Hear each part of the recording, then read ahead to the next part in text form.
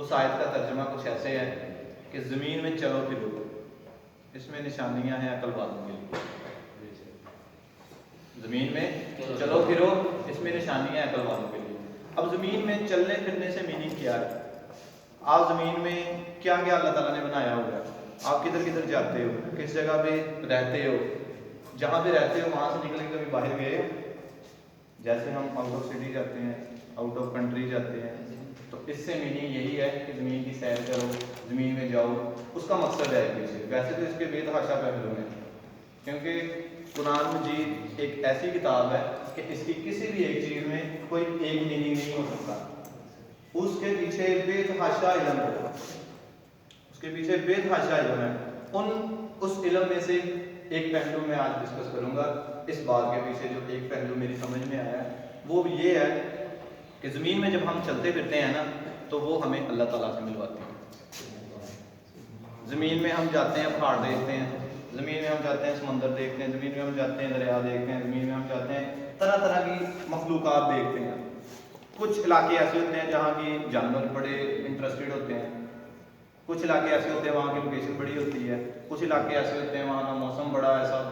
دیکھو ہر چیز کس چیز سے ملا رہی ہے ہمیں؟ کریچر سے. کہ اس کا تخلیق کرنے والا کون ہے؟ اللہ تعالیٰ.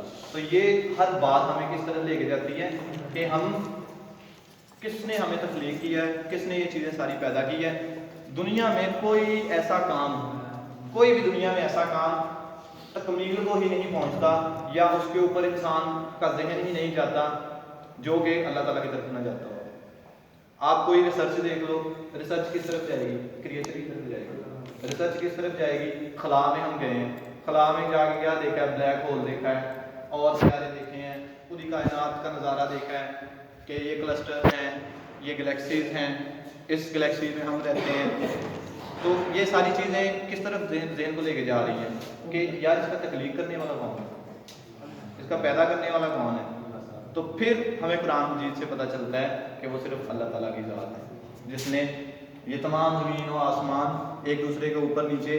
اس کے بارے میں ہے کہ تمام آسمان، 7 آسمان ایک دوسرے کے اوپر نیچے اللہ تعالیٰ نے ان کو تخلیق کیا 6 دن میں. آئی تھنک سو اس کے بارے میں ہے کہ 6 دن میں اللہ تعالیٰ نے 7 دن میں اس پوری کائنات کو تخلیق کیا.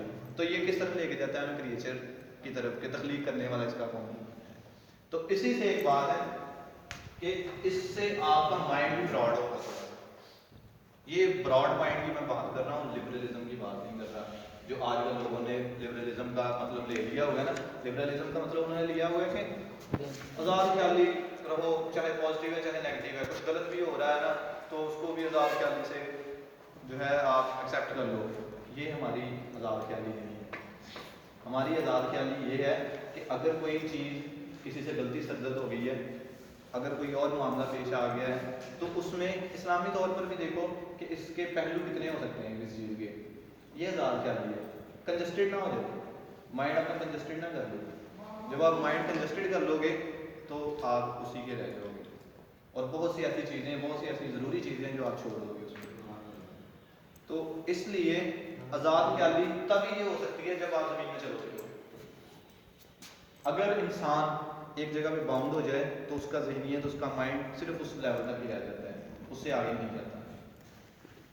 اگر ایک انسان ایک جگہ پہ باؤنڈ ہو گیا نا تو اس کا ذہن اسی لیول تک رہ جائے گا جس لیول میں وہ جی رہا ہے، اس سے زیادہ نہیں جائے گا. اب وہ وہاں سے نکل کے کہیں اور جائے گا، وہاں کوئی اور سسٹم دیکھے گا، وہاں کوئی اور سسٹم چل رہا ہوگا. تو یہ سسٹم کیا اس کو، اس کا ذہن کو براڈ کریں گے.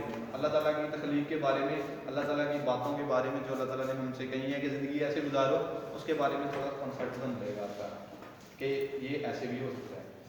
اس لیے اللہ تعالیٰ نے کہا ہے کہ اس میں چلو. پھر اس کی میں 2 مثالیں دوں گا صرف آپ کو، تو اس کے بعد میں بات اپنی ختم کر دوں گا.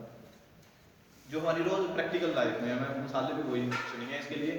جو بزرگ حضرات ہیں ہمارے وہ کیا ہے، سورہ یاسین میں ہے کہ ہم نے ان کو دوبارہ بچپنے کی طرف موڑ دیا. اس کا مفہوم کچھ اس طرح سے ہے کہ ان کو دوبارہ بچپنے کی طرف موڑ دیا. ہڈیاں کمزور ہو جاتی ہیں، ہڈیاں کمزور ہو جاتی ہیں نا، ذہن بچوں جیسا ہو جاتا ہے. تو وہ کیوں ہوتا ہے؟ جب انسان بوڑھا ہو جاتا ہے نا، بوڑھا ہوتے ہی وہ چلنے پھرنے کے زیادہ قابل نہیں رہتا، زیادہ باہر نہیں جاتا، زیادہ ادھر ادھر نہیں اٹھتا بیٹھتا تو اس کا ذہن کنجسٹڈ ہونے لگ جاتا ہے, محدود ہونے لگ جاتا ہے.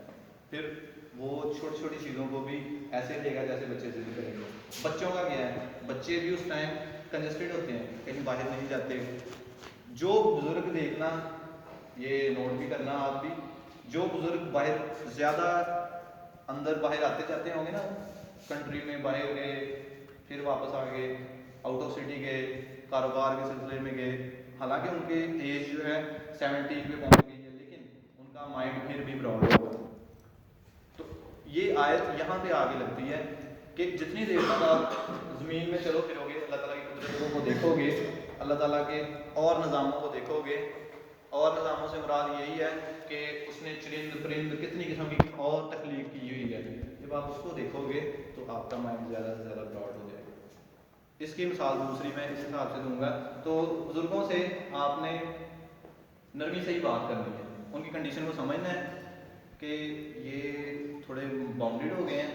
اگر وہ کچھ چیز کہہ رہے ہیں, وہ زیادہ فورس دیں گے اس چیز کو. کیوں زیادہ فورس دیں گے؟ کیونکہ ان کے ذہن میں جیسے ایک چیز بچوں کے ذہن میں آ جاتی ہے کہ یہ ہونی ہی چاہیے, وہ ویسی نہ ہو نا تو وہ کام خراب ہوتا ہے.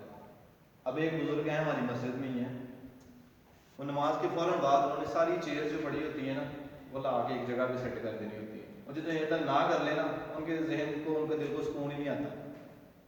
حالانکہ چیئرس کوئی اندر بھی پڑی ہوئی ہیں نا جس کے اوپر بیٹھ کے لوگوں نے نماز پڑھنی ہوتی ہے, وہ لوگوں نے جو دوسری طرح نماز ادا نہیں کر سکتے وہ چیئر پہ بیٹھ کے, انہوں نے ساری چیئر کھینچ کے لا کے ایک جگہ پہ لائن لگا دی ہے, اور وہیں سے گزرنے کا راستہ بھی ہے.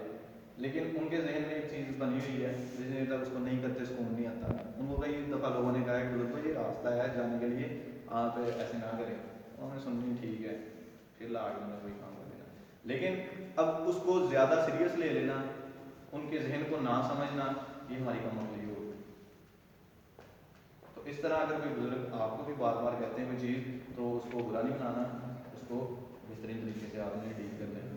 اور جیسے آپ دوسری مثال میری یہ ہے کہ آپ اس ٹائم کالج آتے ہو, کالج آنے کے بعد آپ کی ڈیلی روٹین لائف تقریباً ایک جیسی رہتی ہے, تو آپ کی سوچ ایک لیول تک رہے گی کہ آپ نے اچھا کالج جانا ہے, کالج جا کے یہ چیز کرنی ہے, وہ کرنا ہے, تو آپ اس تک ہی محدود رہو گے. جیسے ہی آپ اس کے بعد یونیورسٹی سوئچ کرتے ہو, یونیورسٹی میں چلے جاتے ہو, یونیورسٹی میں جا کے آپ کی مائنڈ سیٹ اور ہو جائے گا.